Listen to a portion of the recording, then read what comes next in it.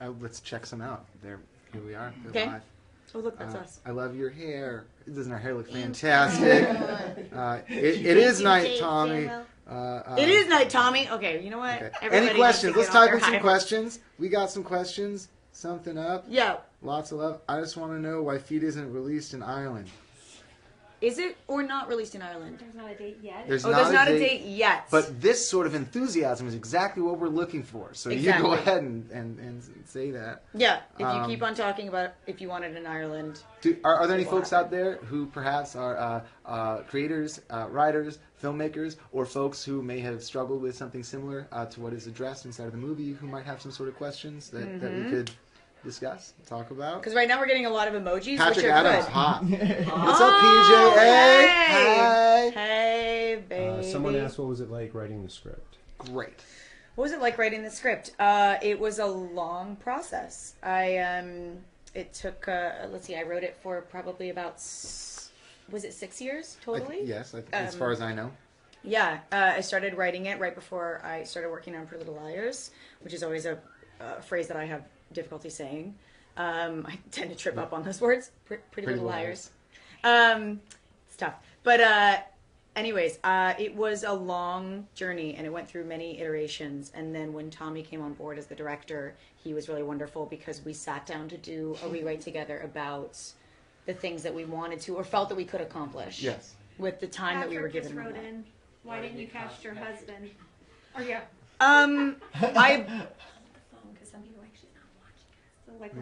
Okay. So that's a great question from my husband. Why didn't I cast my husband? I'm going to throw that over to the director. Yes, I would like to take complete and full responsibility for not casting her husband, and there's one very simple reason why we couldn't do that, and it's because he was shooting Suits. Of course, why Patrick Adams couldn't be in that, but I know I look forward to the day when I can work with that steely-eyed demon. I'm dying. Okay. Let's see. Was it hard to go and revisit some of the darkest moments? Sorry, just also an update. Patrick just said I can't take the truth. Yeah. So you can, and that's the truth, is that you were busy filming a hit television show. So let's see. Oh, hi, guys. My friends Kyle and Matt wrote in and just said, what was the biggest challenge in making your first features? Great questions, guys. You want to answer that first? What was the biggest challenge in making your first feature, Tommy? The biggest challenge so I don't really believe in absolutes, right? So like saying the biggest challenge, I don't know if I can answer that honestly, and I think we're trying to answer things honestly. But like there are definitely many big challenges.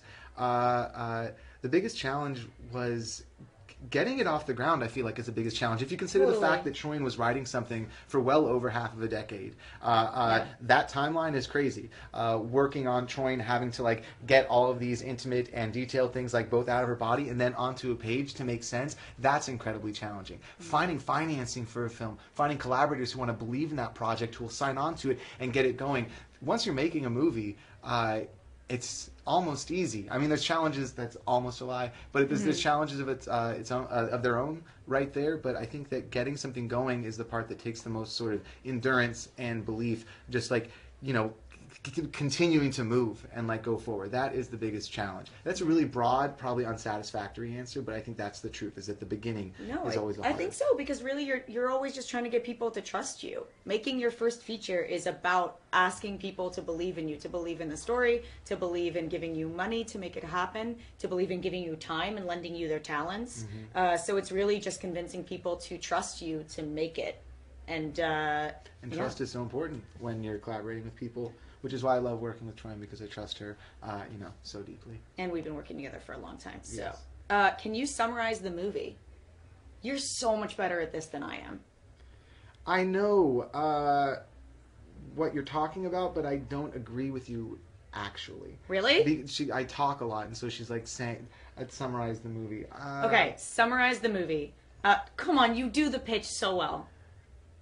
I mean, well, again, the honest answer to that. I think it's to summarize the movie is almost a little bit dishonest, because the movie is something different to me than it is to Troian, and than it is going to be to every person who experiences the film. For me, the film is about this unbreakable bond. It is about a young woman struggling with life, love, death, at a very, very vulnerable time in her progression, and how she manages challenging. So this is so broad. This is so broad. I feel like this is an unsatisfactory answer. I'd like to apologize for that, but that is where I'm at. The other good thing that you can do is go to at Feed the Movie, which is our Instagram account, and you can see a number of clips from the film. We have a link to the trailer. We have a link to it up on iTunes, so you can read more about the film and see a little bit more about the tone and the vibe, and then get a better understanding about the film that way. And let me just make a personal plea to the world to stop trying to summarize things down to a couple sentences. I think that maybe part of my reaction to that is I hate having to distill something down to like a 2-word or a 2-sentence pitch, because it feels like dishonest. We have another really good question, which I think is good for both of us. What was it like working with Tom Felton? Great. Let's answer that question. Yeah. Would you like to start, or shall I? Well, this is a story that I've told a couple different times, but the really cool thing about working with Tom was that I met with Tom before you were going to direct the film, and he was going to play Julian, who is not the character of my brother, but another character in the film. And then when that version of the film didn't work out, and when I approached Tommy and I said, I really want you to direct this, we started looking at a number of different men who could fill the role of Matt to my Olivia, and Tom was a name that came up, and we were both really, really intrigued, but because I think that the character of Matt and what he has to play and what he has to balance in the film, I think requires a really distinct dichotomy of things. He has to be incredibly charming. He has to also have a side of cruelty and complexity. Yeah. And he has to be able to switch on a dime. And I think that when you started working with Tom, I think that was something that we both really felt like he had. Totally. I really loved working with Tom. Tom has on set a really beautiful lack of ego, and he is very playful. He's an incredibly charming person, so he's wonderful to work with for everybody on the set. He's generous and kind, and I really enjoyed his willingness to be playful as somebody who's in his position. To have that sort of lack of ego and joy while working was great. We had to do some scenes that didn't end up in the movie where you see Tom's tuchus. There was a bare butt shot, which was compromising and semi-embarrassing. That didn't end up in the movie, unfortunately, everybody. But but I did like that Tom was game for that and had a fun time laughing through it. Yeah, it was great. What was our favorite scene to film? Favorite scene to film? You take this one first. You know what was really fun? The party scenes. The party scenes were... Ooh, I don't know. I wasn't really happy with how they turned out. Oh, really? Now I'm happy, but initially it was. I feel like filming those was a little bit complicated because I saw it a certain way, and then the challenges of working with set. But it was the most fun. You know what? Having 40 people on set and everybody that we worked with those days were incredibly, incredibly excited and so down to do everything. Remember when we were listening to that one really intense song and everybody was screaming and dancing? Yeah, that's right. That was cool. That was very fun. I also want to say shout out to Lulu. Because she just said congratulations. What up, Lou? Hi, Lou.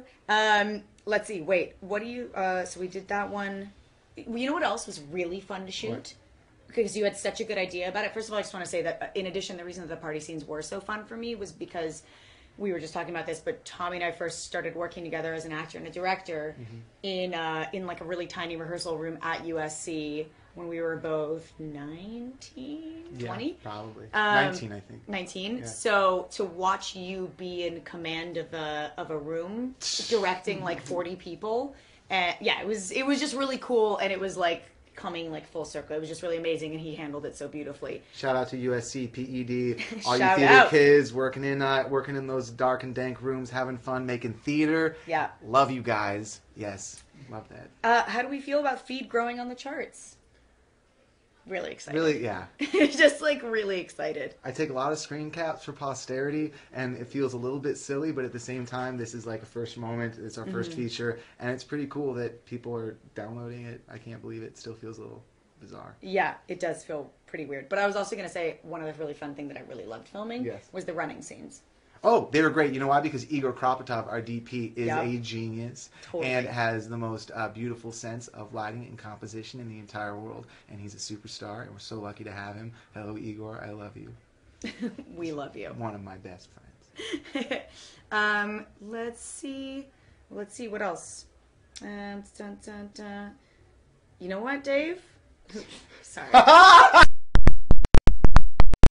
Dave Stanwell, who made my hair this curly, even though it's really curly and wanted to make it, he just wrote Diana Ross called and she wants her wig back. And I just think that is amazing. Let's see. Oh, will there be future collaborations between you two? I would like to handle that No. question. We've been working together for 10 years, and I love working with Troian so much because I love Troian so much. And yeah, we're already talking about other things. I directed my very first scene, my very first piece of theater, like one scene for a directing class, and Troian was the star of that, along with our other dear friend Shane Coffey. What's up, dog? Hello. And yeah, I want to make movies with Troian and theater with Troian for the rest of my life, and I think we'll get to because that's what we do. How do you feel about that? How do you feel about that? Yeah, this is a long-term collaboration, and I think one of the things that Tommy and I also feel pretty strongly about, and we talked about it the night before we started our first day on feed. Yeah. We sat around a fire and we talked about all the things that we hoped for our futures and all of the fears that we had going into our first feature and all of our history and how we've collaborated in the past. And the one thing that we said to each other was that we have zero intention of not continuing to work with each other. We were like, we're gonna be old and gray and still trying to make movies with each other, so we have no intention of stopping.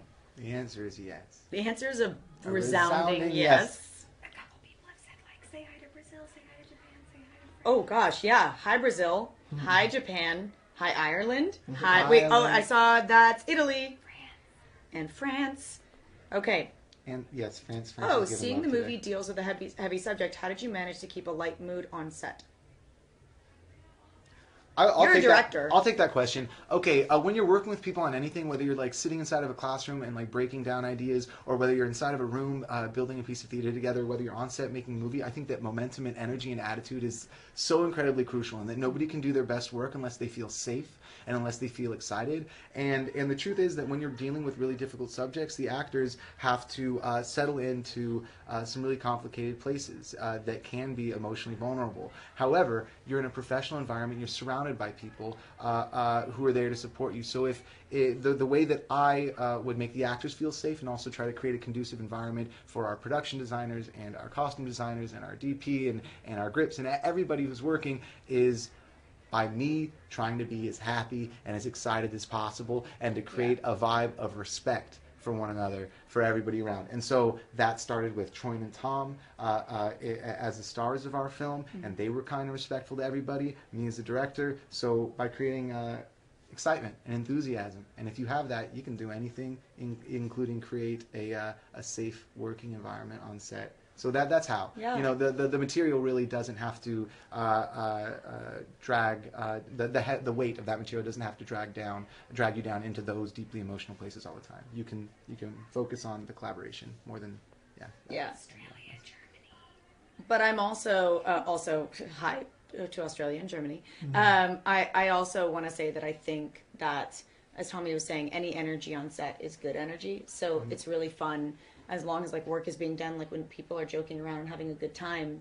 And then what's really great and why I also really love working with Tommy is like he first of all has endless energy, and so I really draw on that like a vampire basically when I'm on set. But also he creates such a safe space. So for some of those more difficult scenes, if I needed to go away and kind of hide myself away in a corner, you were really good at like protecting me and like giving me that space to do it, and then coming to get me or coming to talk to me whenever you felt it was like, you know, time to begin work.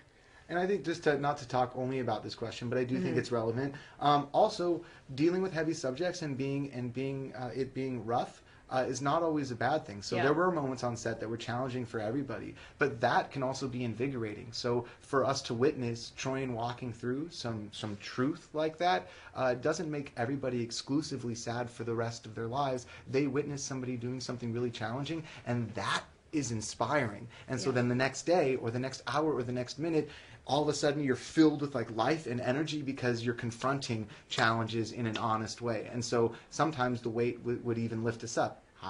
seems like a It way seems to lift you up. exactly. Yeah.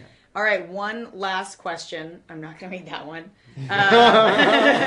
but one last question.